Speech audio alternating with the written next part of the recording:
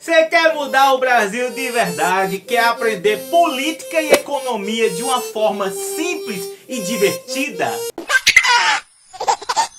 Deixar de ser manipulado e construir seu próprio entendimento? Resumindo, você quer aprender a votar, meu filho? Quer? Vem fazer parte de uma nova revolução que se chama Educação Política para Todos.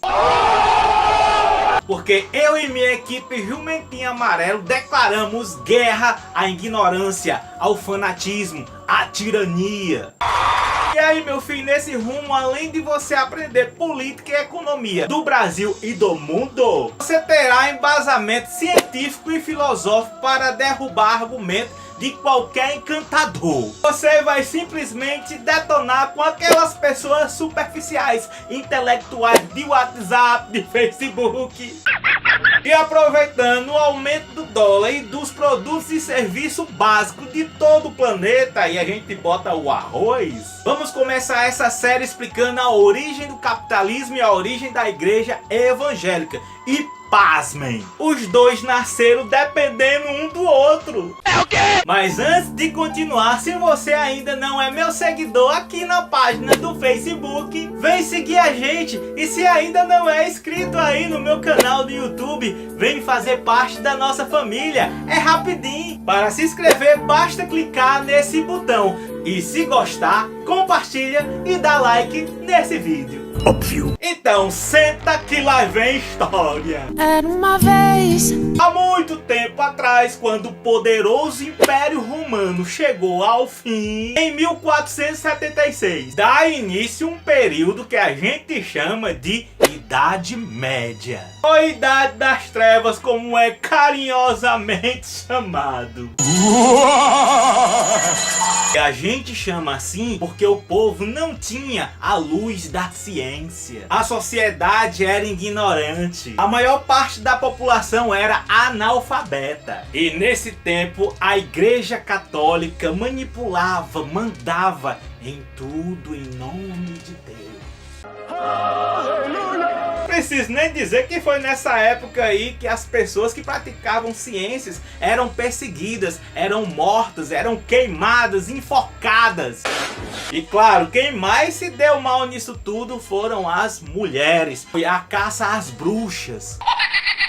Pois bem, a estrutura da economia dessa época se chamava sistema feudal. A gente tinha assim um rei que não mandava em quase nada e um país que era dividido em vários lotes de terra, e o dono dessa terra a gente chamava de senhor feudal ou o suzerano. Aí o senhor feudal ele arrendava, quer dizer, ele alugava essa terra para uma outra pessoa, um outro nobre, só que mais baixo, que era chamado de vassalo. Então veja, você tinha um país que era como se fosse dividido em vários país, porque em cada região dessa tinha quase que sua língua própria, sua moeda própria, suas leis próprias. E economicamente a população que morava ali naquele feudo, naquela grande região, ela praticamente fazia tudo, fazia seu alimento, a sua roupa, a sua moradia. Então, se a sociedade de cada região dessa era autossuficiente, não necessitava de comércio. Ai, Jota, como era maravilhoso morar nessa época, né? Todo mundo assim, na agricultura, na fazenda, aí no mato. Era não, meu filho, não era assim não, viu? Porque você morava lá dentro do feudo, daquele sítio que tinha lá o dono, que era lá o vassalo, só que você pagava por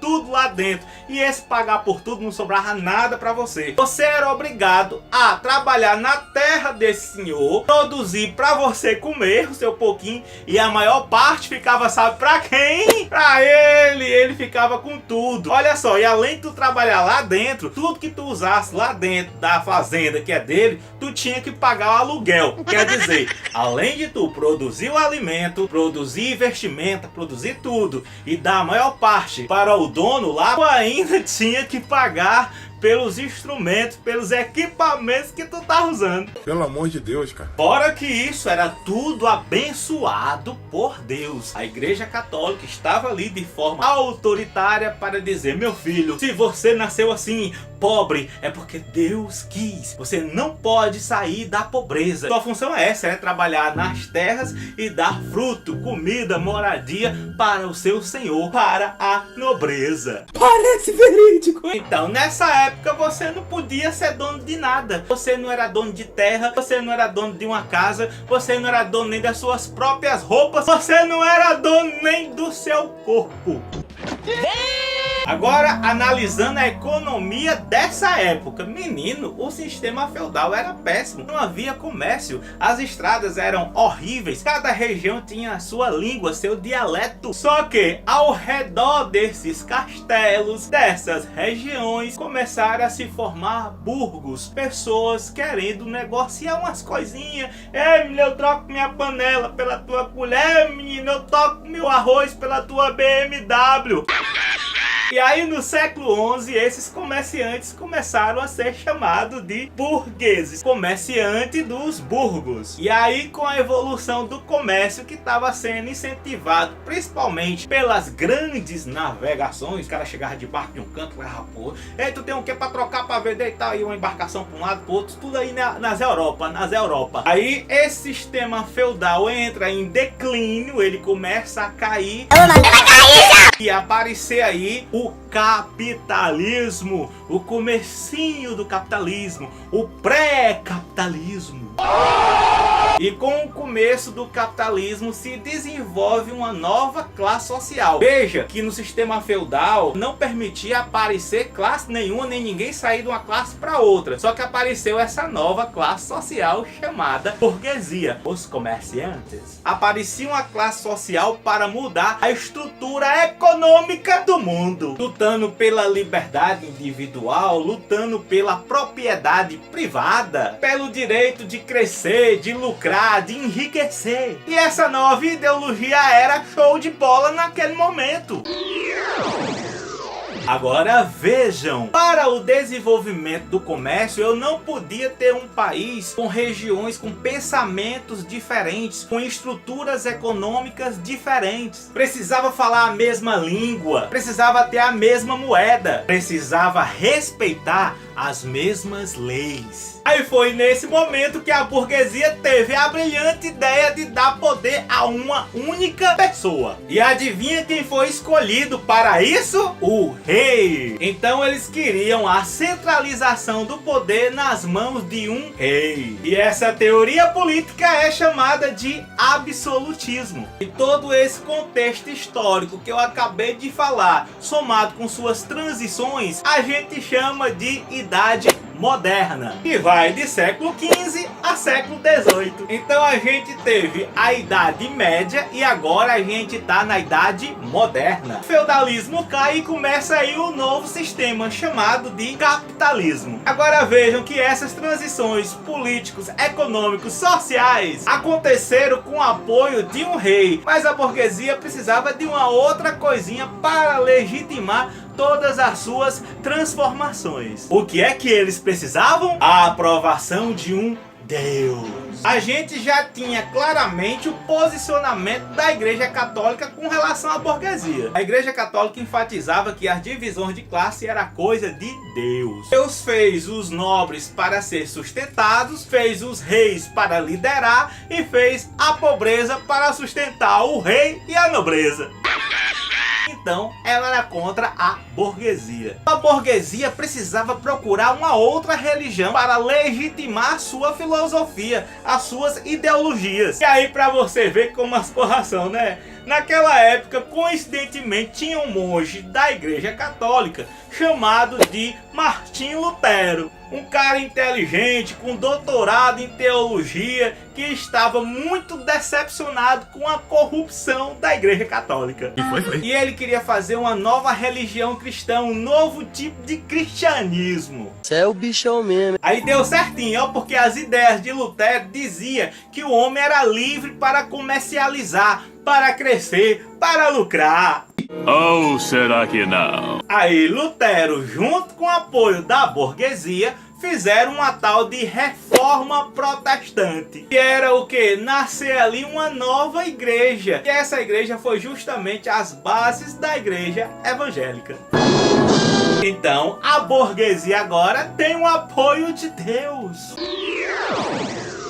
E nesse primeiro momento a gente tem o começo do capitalismo. E esse comecinho do capitalismo que deu tudo certo, né? A burguesia junto com o rei e junto com a nova religião, a religião evangélica, nós chamamos esse momento de mercantilismo. Então veja, as principais ideias econômicas eram o seguinte: o metalismo, quer dizer, quanto mais metais preciosos um país tivesse, mais rico ele era. Então, quanto mais ouro e mais prata ele tivesse, mais rico o país era. Uma balança comercial favorável, quer dizer, exportar mais e importar menos. E para ter uma balança comercial favorável, a gente precisava da intervenção do Estado, quer dizer, do rei. Então o negócio era chamado de protecionismo. O Estado deveria incentivar a produção de produtos para exportar, ao mesmo tempo que ele deveria dificultar a entrada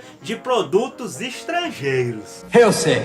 Gente, nessas ideias mercantilistas entra o lance de você procurar outras terras, outros lugares para comercializar. E aí entra o lance das colônias. Pegar uma terra que ninguém achou, pelo menos é o que dizia, né? Que ninguém tinha dono, chega lá e coloniza, bota lá para pegar toda a matéria-prima e lá a gente põe pessoas para morar, para a gente vender coisa para lá. E foi assim que chegaram até o Brasil. Portugal era um estado absolutista.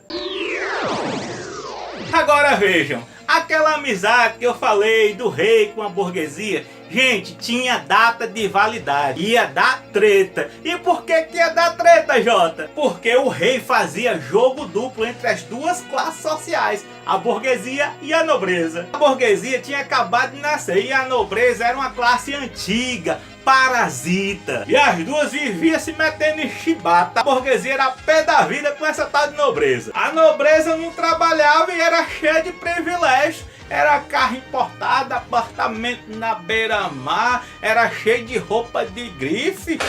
Jota, e por que o rei apoiava a nobreza, já que ela não produzia nada, só dava prejuízo? Uma palavrinha chamada conservadorismo. A nobreza já existia há séculos e o título de nobre ainda era uma moeda de grande poder. E o rei não ia dar as cartas para uma classe social que acabou de nascer, ainda mais no meio de rebeldias. Outro fato é que a igreja católica, que ainda era poderosa, dava todo apoio à nobreza. A igreja católica era totalmente contra a burguesia. A burguesia estava de olho nas terras da igreja católica. A igreja católica mineira era cheia de terra. Por quê? Porque os nobres, os ricos, eles iam lá se confessar, aí para pedir perdão pelos pecados eles davam um bocado de terra. É o quê?